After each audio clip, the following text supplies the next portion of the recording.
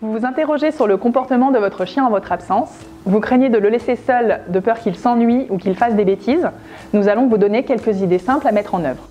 Sachez tout d'abord que les 20 premières minutes sont les plus importantes, car c'est pendant ce laps de temps que votre chien ressent le plus votre absence et la solitude.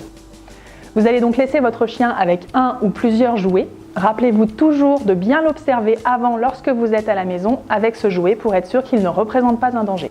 Vous aurez donc besoin d'un jouet distributeur dans lequel vous pouvez mettre de l'aliment ou des friandises, comme le Kong par exemple, d'une pâte appétante et de croquettes ou de friandises à mettre dedans.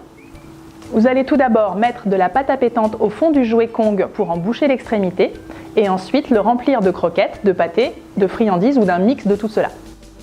Si vous souhaitez faire durer la dégustation plus longtemps, il est tout à fait possible d'ajouter de l'eau à ce mélange, cela fera gonfler les croquettes et vous pourrez congeler le jouet.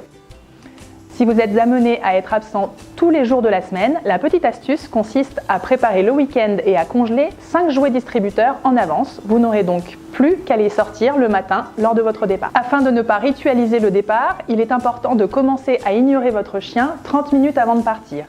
Et au moment de partir, donnez le jouet fourré à votre chien pour que son attention soit portée sur celui-ci plutôt que sur votre départ.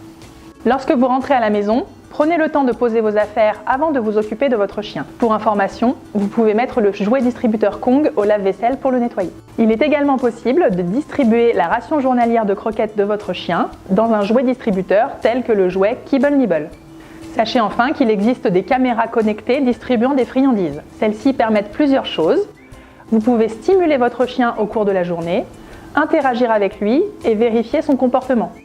Certaines caméras peuvent même vous alerter si votre chien aboie grâce à un capteur sonore. Finalement, qu'est-ce qu'il est important de retenir? Tout d'abord, pas de rituel de départ. Pour ne pas stresser votre chien au moment où vous partez, ne traînez pas trop et ne lui faites pas comprendre que vous allez partir. Ensuite, l'occuper pendant les 20 premières minutes. Retenez bien que ces 20 premières minutes sont les plus importantes et c'est pour cela que le jouet d'occupation est alors une excellente solution. Enfin, vous pouvez tout à fait utiliser l'alimentation de tous les jours plutôt que de donner des friandises. Par exemple, si votre chien doit suivre un régime particulier, vous alliez ainsi la distribution de la ration alimentaire et un moment de jeu.